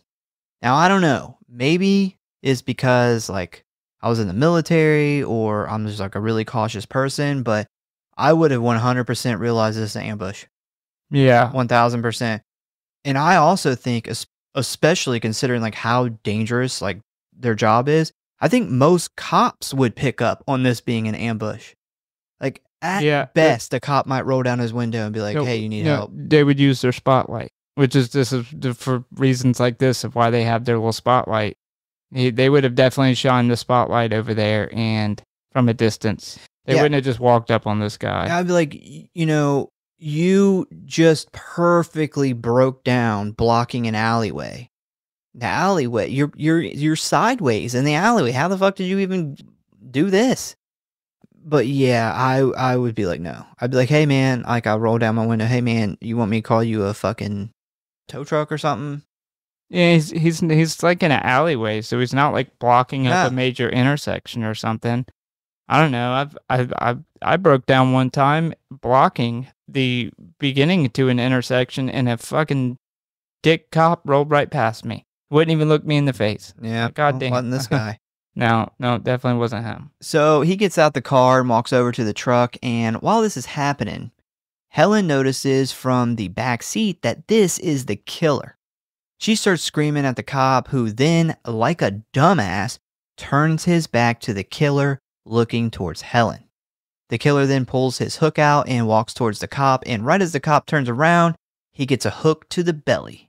Now, I can't say for sure, because this has never happened to me before, but I would hope that if I was this cop and I got stabbed in the stomach, I would pull out my gun and fucking shoot this guy. Yep. That hook would literally have to go like perfectly under your chest plate and stab your heart to kill you that fast. Like a stab to the stomach is not going to kill you fast enough to where you can't pull out your gun. Yeah, I would have definitely, with the hook still in me, I just pulled out my gun and fucking shebang. Boom, bam. So now that the cop is done for, Helen starts to panic. She tries to escape, but she finds the car door locked. The killer then starts walking in her direction, but lucky for her, the cop parked about half a mile away, so she's got some time. We then quickly jump back to Julie, who is doing some more research on her 80-pound laptop, and she finds another article about Susie's death, where she discovers that Susie had a father who was a fisherman. I know it works in this story, but realistically, the killer doesn't have to be a fisherman. Like, Ghostface isn't a real ghost. Everybody is fishermen in this town. Like, Jason doesn't play hockey. Like, just because he's dressed like that doesn't mean like I wouldn't be like, I've solved it. Her dad was a fisherman. Like, well, he could be. I feel like a fireman. Like everybody in this town is everybody's dad in this town is a fisherman. Well, she's really hanging her hook on like the killer has to be a fisherman, and I'm like, or he bought a fisherman's outfit, and like he doesn't have to be that. It's like Michael Myers isn't a mechanic, despite the fact that he wears like overalls. Like, yeah, I would be more convinced that the killer had a tattoo of this girl's name. Like, that would be what sold me. Yeah, that makes sense. Than him being a fisherman. Yeah. So Helen then kicks the window out and escapes the car, taking off running down the street towards her father's store. We then see that her bitch-ass sister is still there working, putting plastic on the mannequins for some reason. I guess the store gets real dusty at night. Very dusty. Yeah, but Helen makes it to the door, and unfortunately it's locked. So she starts banging on the glass for Elsa to let her in, and what does Elsa do? She takes her sweet-ass time, only to realize that she left the fucking keys. So then she gotta go back. She gets the keys, and then she walks over again, slow as fuck, before she finally lets Helen in. Helen then screams at her sister that she is being attacked, and Elsa does a complete 180 and becomes a totally caring and supportive sister, and immediately jumps into action to help her sibling from being murdered. Not really. Not at all. She is the cuntiest of cunts and totally thinks Helen is making this up, because obviously Helen lies about being almost murdered all the time. So Helen runs upstairs to call the police from the office phone as Elsa relocks the front door. She then heads to the back where there is another entrance that was left unlocked, and as she sticks the key in the door, we see the killer behind her. She then turns around right as the killer walks up to her, and she spots the big-ass silver hook. I do love that this guy has to display his hook for everybody right before he kills him.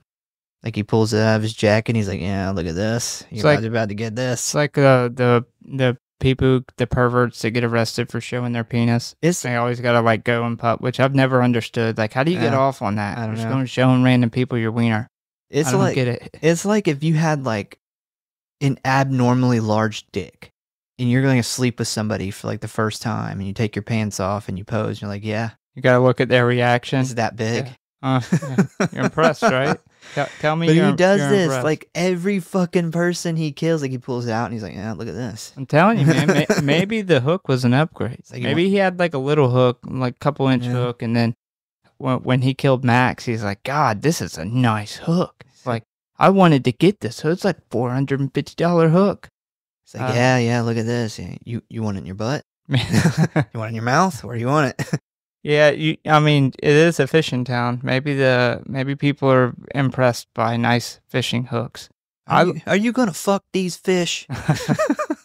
Now, if you was gonna fuck these fish, I do love in this kill how we get like, it's one of the very few cinematography, like really cool cinematography shots that we get in this movie. But the reflection of him in her glasses, when he's about to cut her or insert this hook in her, penetrate her with this hook. So after letting Elsa admire his big hook for a moment, he then slashes her across the chest, splattering blood all over the glass door. He's got a crook in his hook. Helen hears her sister scream and immediately knows what's up. She should have continued to call the police. We then see one of my favorite parts of the movie where the killer is just casually walking through the store carrying Elsa's body with the hook, which, if you can carry a human body with one hand, it's impressive. You can if you got this hook. Yeah. Helen then begins to cautiously walk through the store looking for the killer. She then walks past all of those plastic-covered mannequins, and surprise, one of them is the killer, who immediately attacks Helen. Now, I don't know about for you, but for me, I felt it was super obvious which mannequin he was. It was, like he was supposed to blend in obvious. He was supposed to blend in with these mannequins with this plastic, but this, I immediately would have, I probably would have took that as a good time to attack him. He's like, he's in like a body bag of plastic. Like, what's attacking now? But she manages to get away and escapes the building by jumping out of a window. She then lands in this alleyway where she gets up and starts running. She then spots the parade who is parading down the road, and all she's got to do is make it like 40 or 50 feet down this alley and she'll be safe. Now, this alley has all these like tires stacked up on the like one side of it, but other than that, it's clear. So she takes off in the direction of the road, but right before she makes it, she stops and turns around to look behind her, which she doesn't see anything. But when she turns back around, the killer is standing there. He then grabs her and throws her into these tires, and she fights like hell, but he ultimately managed to stab her multiple times, killing her just mere feet away from the 4th of July celebration. And it saddens me to say, that's a wrap on Buffy. She's done. Yep. Old Sarah Michelle's gone. There's a scene before she gets in the alleyway, which she goes up in the attic, and this attic is full of mannequins. And I don't know why this is such a just a random scene, but it's one of my favorite scenes of the movie because mannequins are inherently creepy. Yeah. They have that what's it called? When you can't Uncanny Valley or the uncanny valley. So mannequins are already creepy. Then you're in this dark, dusty attic full of just mannequin bodies. And then when you add a killer chasing after you on top of that, like it's just a really random scene for me to be like, yeah, that's one of my favorite. But that whole, like, you see his silhouette of him walking towards her blended in with the silhouette of all these mannequins. Thought it was awesome. Just wanted to shout that out. I'll also say that for all the shit that her sister talked, Helen put up a way better fight than Elsa did. Elsa didn't even put up a fight. Elsa was too impressed by the size of his hook. Yeah. So Julie has now arrived at the 4th of July thing, and she can't find her friends anywhere. So she runs over to the fishing boats where she knows Ray is working.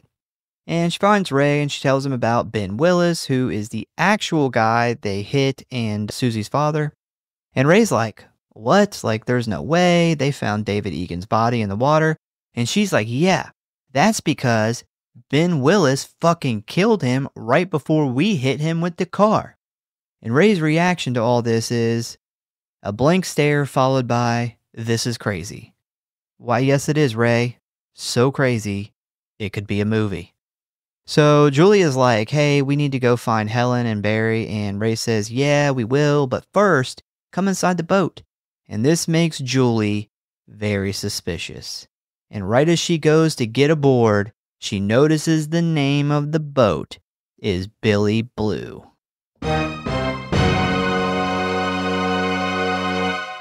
Oh, shit. So if you're not tracking, it was Ray who went to visit Missy, which is why he had that like weird look on his face when Julie mentioned Billy Blue and Missy. Also, we have another Sidney Prescott moment where the final girl thinks her high school boyfriend is the killer. And she runs away, this time for good reason. Yeah. And I love how he yells out, I can explain. So Julie calls him out, and before he gets a chance to respond, guess what Julie does? She runs away. That's her go-to move. So she's running down the dock, and Ray is chasing her, trying to explain. And right as Ray is starting to catch up with her, an arm suddenly pops out from the shadows and clotheslines the fuck out of him, putting him on the ground and knocking him out. So this guy who just saved Julie is obviously like a fisherman on another boat. I guess he's down there like pulling the late shift or something. But Julie's like, oh, thank God you saved me. I need to call the police. And this guy's like, yeah, cool, you can call them on my boat. So Julie gets on this boat and she heads inside looking for like a radio or a phone. And this is where she discovers a room where on the wall are articles about Susie's death, David's body washing up, and pictures and notes of Julie and her friends. So she has stumbled into the killer's lair. We then see this guy untying the boat and letting it like float off into the water, pretty much trapping Julie here. He then walks inside where he finds Julie looking at his murder board, and he pulls out that little silver coin thing that we see David holding in the beginning. Turns out this was Susie's necklace. And this guy pretty much calls out Julie for running him over and reveals himself to be Ben Willis, Susie's father. So Julie takes off running where she discovers that the boat has now drifted way out from the dock. And she also sees that Ray, who is not the killer like she thought, has woken up and is trying to find a way to get to her. So Ben then grabs his hook and starts chasing Julie. She makes her way to the front of the boat and finds a flare gun. But as soon as she loads it, Ben pushes the throttle forward, causing the boat to leap forward and the gun to fly out of Julie's hand and fall overboard. When she drops this gun, it looks real terrible. Yeah. Like she basically threw the gun overboard and tried to make it look natural, but it doesn't. It's one of those lazy writing moments where they just it like, was bad acting too. awful. Like she falls and her arm just it's very obvious she just throws it. Yeah, they should have had her like get up and stumble to the edge of the boat or drop it or something. Yeah. But yeah, it was awful. I'm like you essentially threw the whole goddamn flare gun off the boat. So Julie then finds a hatch on the deck that leads down into the basement. So she jumps down there. Ray has now found a tiny little boat that he uses to catch up to Ben and Julie. And as soon as he climbs onto the fishing boat, he is confronted by Ben, who just can't resist showing off his big, thick, shiny hook before attacking him. So they fight for a while Julie runs around downstairs. The downstairs of this boat is fucking huge. Like it is like a building. It does not match the boat. Yeah, I thought the same thing. And you know, part of me was like, okay, well, I don't know what like fishing boats are. And then I looked really close and I'm like, there's no fucking way. No, it has like all these rooms. Like this is massive. Yeah. So Julie distracts Ray by screaming his name for some reason. And when Ray turns to look in her direction, Ben backhands him with the hook, sending him overboard into the water. So after this, Ben goes back to chasing Julie and she ends up trying to hide in this room filled with ice. I mean like 8 feet of ice cubes, which these ice cubes here are definitely like plastic or something. It's common for, prop guys to use plastic ice cubes, but these ones, they don't really look that great. They were the cheap ice cubes. Yeah. $17 million fucking dollars and they couldn't get some good looking ice cubes in there. Yeah, they're not great. Ben ends up breaking down the door, causing Julie to climb through all of this ice, and it is here that she discovers the frozen bodies of Helen and Barry. This is a good place to hide some bodies temporarily. It is, yeah. You need to go, like, dump them out at sea or something. For sure.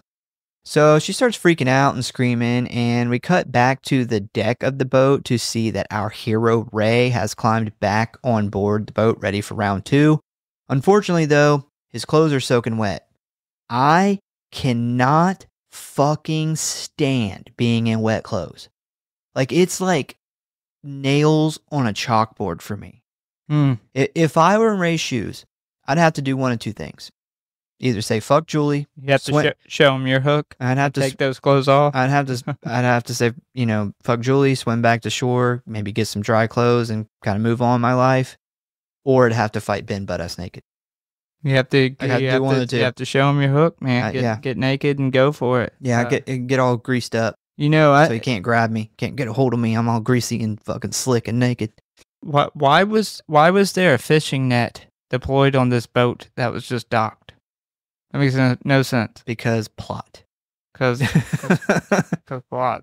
So good point. Ben heads back up to the top deck because he knows that the only way out for Julie is that hatch at the front of the boat.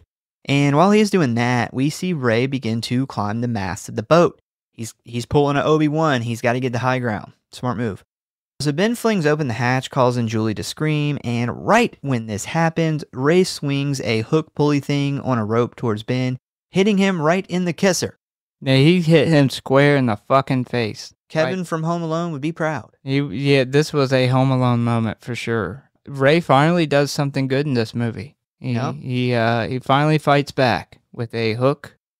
On a rope. Is it a hook? It's like a hook on a rope. It's like a pulley or something. I think it's a pulley on the rope. And it probably weighs a good bit. That's probably pretty heavy. Yeah. It's not going to win you the game, but it's a touchdown. So Ben goes flying towards the back of the boat. Ray jumps down and pulls Julie out of the hatch, but the celebration is short-lived because Ben jumps back up and goes after Ray with the hook, knocking him down. He then grabs Julie and says a sarcastic "Happy 4th of July." He then tells her that when she leaves a man for dead, make sure he's really dead. He then raises the hook back to stab her when suddenly he gets his hand caught in a rope. Ray sees this and immediately throws this lever that activates a motor that begins hoisting the rope up to the top of the mast, causing Ben to be pulled up into the air and cutting his hand off when it reaches the pulley. Ben then falls, but lucky for him, he gets his foot caught in a rope. He then starts swinging upside down for a moment until the rope slips out from the pulley, plunging him into the sea, never to be seen again until the sequel. Yeah, it's a good thing Ray's whole college plans absolutely fucking failed, and he had to become a fisherman, because if this was me and he got caught, I would have had no idea how to or what to hit to do any of that. Never thought I would have been like, oh shit, he's caught. Let's try to get the fuck off this boat. Kick him in the balls, push him over. Ray and Julie then hug, relieved that they have survived this boat trip from hell. We then cut to the police all over the boat doing police things while Ray and Julie stand off to the side like waiting for a detective. And Julie says that basically they're clear now. They never actually killed anybody that night with the car. No more guilt and depression. Except for the fact that your friends were murdered. But you can get new friends. Ray then tells Julie that the guilt was killing him over David Egan, and that's why he went to see Missy. And this whole time, he's been wanting to get back with her. And we get the cheesy line, "I just couldn't lose you again," and that he loves her. And she responds with, "I understand your pain." I was like, I was going to say who wrote this, but I know who wrote this. Yeah. So they then embrace because, they're in love again, when suddenly an officer walks over and asks if they have any idea why this guy wanted them dead. They quickly both answer no, deciding not to reveal what happened last summer. The cops then pulled this net thing up, revealing Ben's hand still holding onto the hook, and the other cop says, "Don't worry, the body will turn up." So they never found Ben, which means we're getting a sequel. We then jump to 1 year later where we see Julie back in school, and it appears that she is much happier, and also she's back together with Ray. Her and Ray are on the phone. It is a very lame and cheesy phone call. But she says that she's got to get off because she's about to get in the shower. Her roommate then walks over and places an envelope on the bench, informing her that she got some mail. And when she sees it, she immediately thinks it's another note from the killer. But when she opens it, she finds it is only an invite for a college party. So after a sigh of relief, she then heads back into the shower room where all of a sudden it is extremely steamy and she can't really see shit. So she walks towards the shower when she notices that someone has written on the shower door, "I still know." We then hear the little ring noise that Susie's necklace makes when it is spun. A look of fear comes over Julie's face when suddenly the killer jumps through the glass and the screen goes black. And that is the end of I Know What You Did Last Summer. And I gotta say, for somebody who lost their dominant hand, the main hand that they use, he has some great handwriting. Like the writing on that thing was absolutely perfect. I couldn't write that good with my finger, with my dominant hand. So Yeah. He suggested. Well, it's been a year. You got a year to practice. Yes, he's been practicing writing that for a year straight. I personally think that this is like a dream because It is, and the second one, get it's the a dream sequence. Yeah.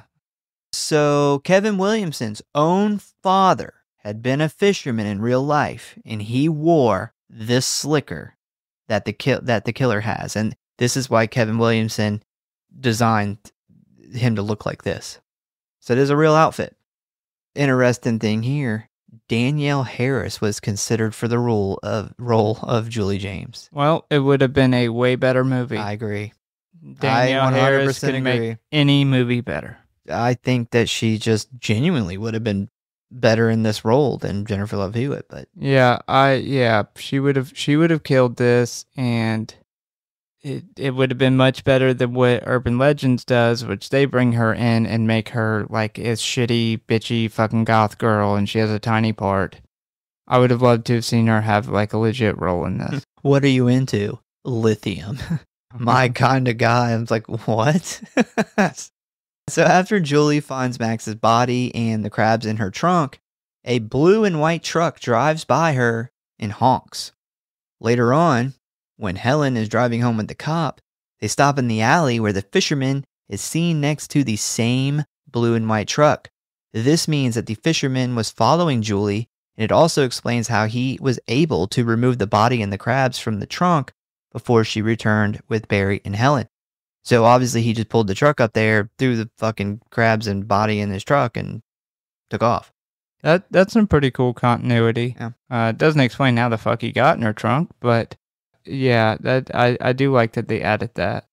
So Sarah Michelle Gellar had to cut her hair short and dye it blonde. This whole entire hairstyle, the reason that we see it, and the whole reason it's in this movie, is because she had to do this for Scream 2. Omega Beta Zeta, this is CC, which was filmed the same year, and because of that, she actually had to wear the extensions for the first half of the movie before, she gets her hair cut off because she had already filmed Scream.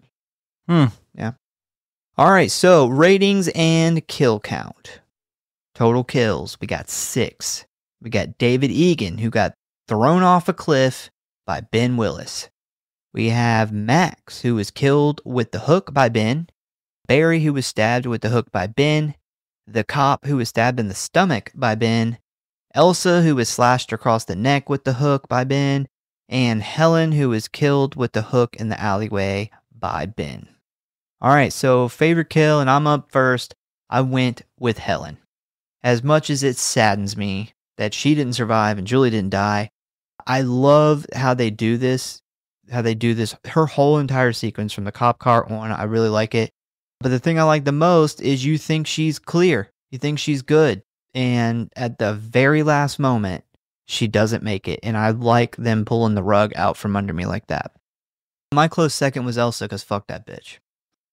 We don't really get any like practical effects. So, we can't really choose based off effects. But yes, very weak kills in this movie. Oh, we'll get to that in a minute. My best kill, this is interesting because we're normally pretty on par with, our best kill or top 2. My best kill went to Mac. Him being hooked under his chin and when his body, we get the overhead shot of his body being yanked across the counter and the blood being left behind. The kill with a hook that made the most sense. Yeah. Like hooking somebody under the chin, through their neck and into their head, pulling them. Thought that was really cool.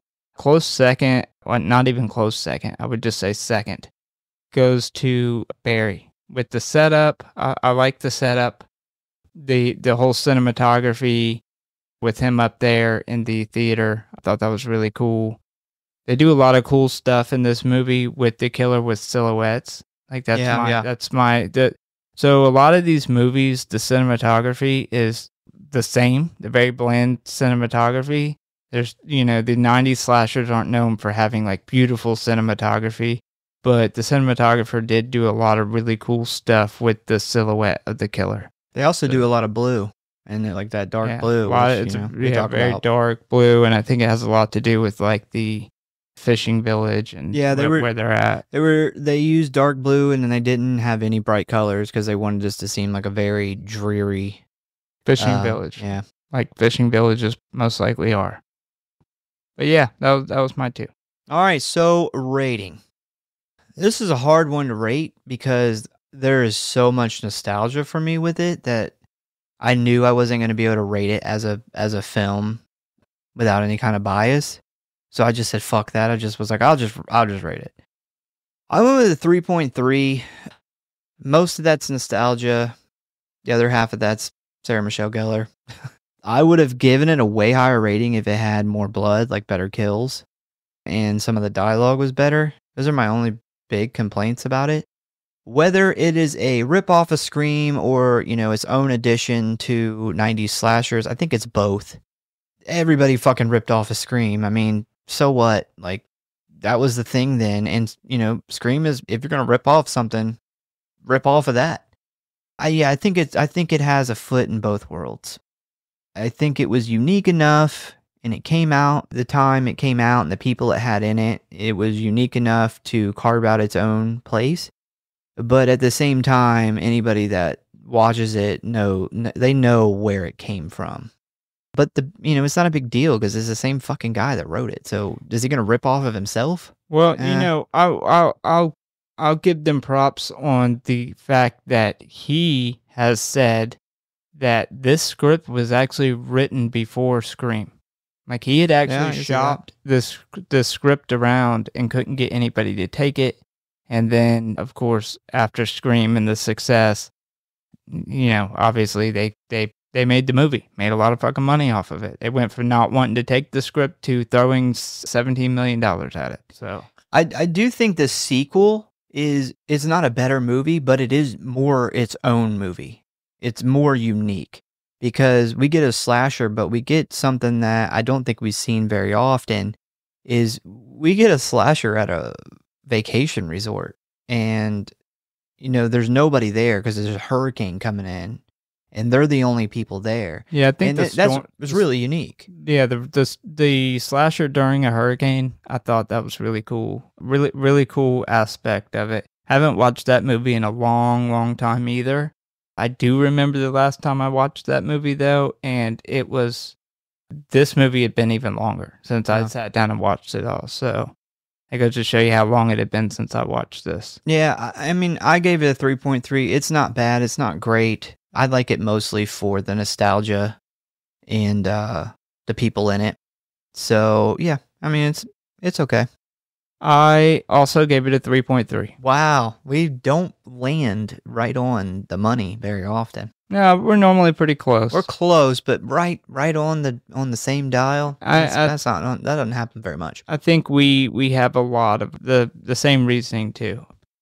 The nostalgia, although it's been so long since I've seen this movie in whole. I've seen parts of it growing up so many different times. But even if I was watching this movie for the first time, you're still going to get that nostalgia because it is a late 90s slasher, and it feels like a late 90s slasher. You got edgy music. You have these great actors. They brought in a great cast, young, attractive cast, and they give them, it's generally like some overwritten characters, but not very strong characters, and then a killer picking them off. If I remember right, this movie opens with a Type O Negative song. Soundtrack. Yeah, and they actually released 2 soundtracks for this movie. Thought that was interesting. One of the soundtracks is all the band songs that they use, like Typo Negative, Korn. Is the Korn second song in one there. is the second one just songs about your big hook? I think it's so the second one was just whoever did the music outside of the music that they licensed for it. It was just those songs. But yeah, it's definitely late 90s. Who's Done It, teen slasher. Definitely took inspiration from the mass success of Scream. But the music's good. The cast is great. I actually like the story tying into the urban legend thing. You can definitely tell that this had a lot of influence on urban legend that came out the next year. The guy who directed Urban Legend tried to direct this, and he made something on video for it, and he sent it in, but it was a week late. So they liked it, but they already had a director for this. So that's how he directed Urban Legends. Yeah. They just stuck him on the next one. Yeah, that's interesting, because this movie, if you watch this, you're like, oh, well, Urban Legends did kind of a whole movie like this, based around, well, this actually did it first, so I'll give them credit for that. I love the misdirection and the eventual twist. Who they thought was the killer ended up not being. I enjoyed that this time, because apparently it was like the first time I seen that. Unique setting in the fishing village. It's not an exciting setting, but it does give the movie its own feel that separates it from those other late 90s slashers that we all know. They're not known for amazing cinematography, but there was, like I said, some really cool stuff that they did with the silhouettes. Definitely some overwritten characters. I like the killer in this, but I would rank him pretty low on the overall list of slashers. Like, if you had a list of all the killers and slashers, he's not spectacular. Yeah, I wouldn't rank him. He would definitely be towards the bottom, but I will give them some credit for the originality of it. Yeah. My biggest complaint by far about this movie is the lack of being able to see the kills and them using any practical effects. For one, if you're going to have a slasher and you're going to give him a very unconventional weapon like a meat hook, you have to show us some of the kills. Like, you have to give us some practical effects. They had $17 million, so they had plenty of money.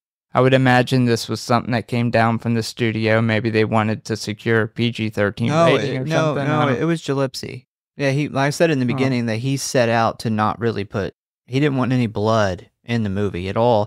And what we do see was the studio sitting it back and was like, you've got to put something. This is a fucking horror movie. Yeah. Yeah, it's a slasher at that. Yeah. I mean, it really kind of, feel like takes away from the slasher aspect of the movie a little bit. I mean, he is no John Carpenter. This is not the original Halloween where you can get away with that. And it's such just a masterful movie. You can get away with doing that.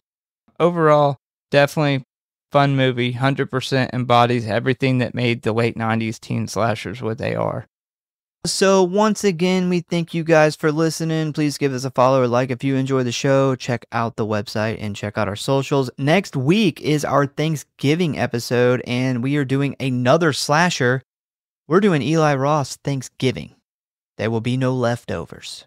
So tell a friend, a family member, or the guy you accidentally killed last 4th of July about the show. We hope to see you next time. Got any last words?